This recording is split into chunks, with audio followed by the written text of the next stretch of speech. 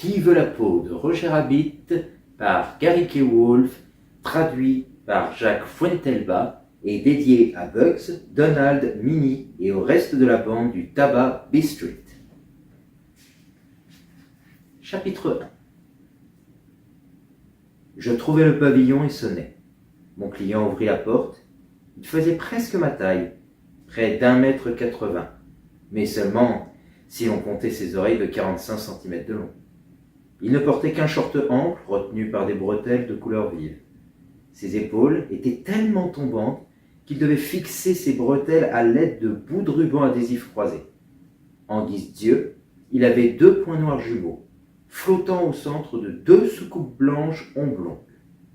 Son ventre, son nez, ses paumes et ses orteils blancs, sur un corps brun clair, laissaient penser qu'il venait de se heurter de plein fouet à un mur fraîchement peint. « Je suis Eddie Valiant, détective privé. C'est vous qui avez appelé ?»« Oui, c'est moi, dit-il, en tendant une patte blanche et dufteuse. « Je suis Roger Rabbit. » Ces mots sortirent entourés d'une bulle qui flotta au-dessus de sa tête. Le lapin me fit entrer dans son salon. Les meubles anguleux m'évoquèrent des stalagmites, de grottes dressées comme des flèches. Cette configuration, combinée à un plafond extrêmement bas et à un air vicié, donnait à la pièce l'aspect renfermé d'un terrier. Un aspect intérieur parfait pour un lapin. Le lapinou ouvrit un bar et en sortit une cruche en terre cuite ornée de 3 X. « Boisson ?» demanda-t-il. Comme les Toons ne pouvaient pas acheter légalement l'alcool que les humains fabriquaient, la plupart d'entre eux buvaient celui de contrebande que leurs cousins de la campagne produisaient à Dogbath et à Hottingholtz. Un truc puissant, peu d'humains pouvaient le supporter. Bien que familier de boissons fortes, je connaissais suffisamment bien mes limites pour passer mon tour. « Ça vous dérange si je bois ?» demanda le lapin. « Ça me va, » répondis-je. L'animal coinça la cruche dans le creux de son coude et en descendit une bonne lampée. Presque sur le champ, 2 bouffées de fumée identiques s'échappèrent de ses oreilles, s'élevèrent avec paresse et rebondirent doucement contre le plafond. Affichant une nonchalance à toute épreuve, le lapin sortit un grand filet à papillons de derrière le canapé, attrapa les bouffées d'air qui faisaient de petits rebonds et les secoua à travers la fenêtre ouverte pour les libérer.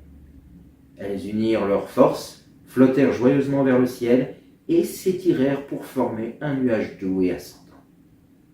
« Cumulonimbus » nota le lapin en regardant s'éloigner la preuve de son vice. L'animal ferma la fenêtre et tira les rideaux pour protéger sa frêle peau parcheminée des effets desséchants du soleil matinal. Il traversa la pièce en sautillant jusqu'à son bureau, revint et me remit un chèque. « Une avance sur honoraire. J'espère qu'elle sera assez grosse. » C'était le cas, à n'en pas douter.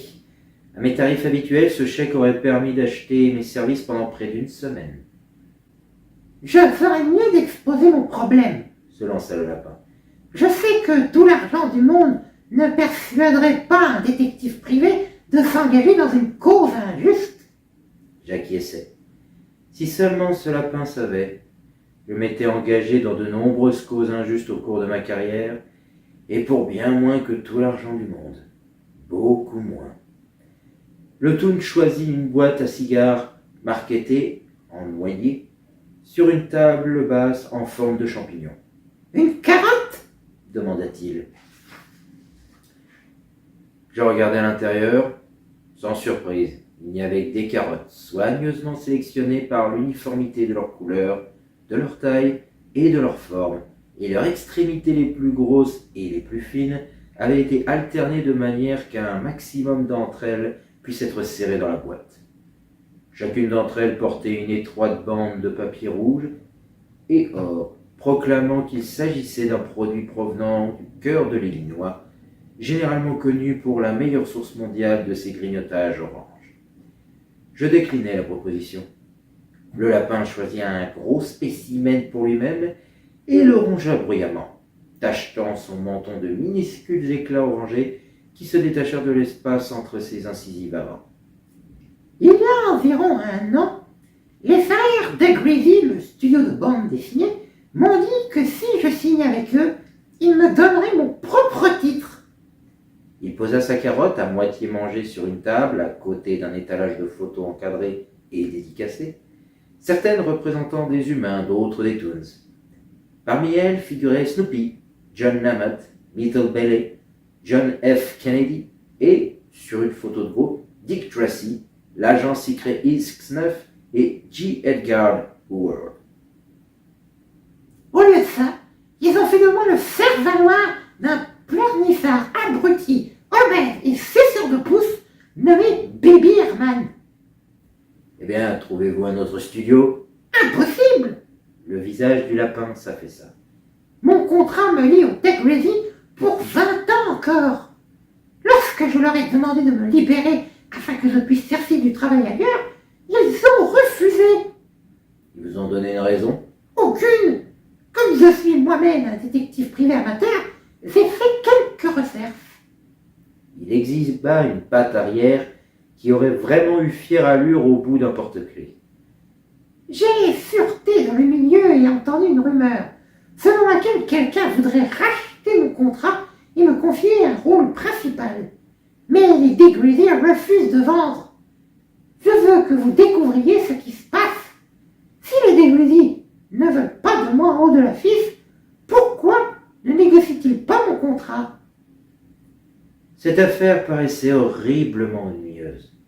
Mais un nouveau coup d'œil à son chèque me convainquit de faire au moins semblant d'enquêter. Je sortis mon carnet de notes et mon stylo. Normalement, j'aurais posé quelques questions sur ses antécédents, sa vie personnelle. Mais comme je n'avais de toute façon l'intention de consacrer à ce dossier qu'un coup d'œil rapide, pourquoi me donner cette peine? Je demandai l'adresse des Degreasy et il me la débita. Nous resterons en contact, promis-je en partant. Surtout, ne prenez pas mon problème par la bande. Plaisanta le lapin. Cela me fit même pas sourire. Fin du chapitre 1.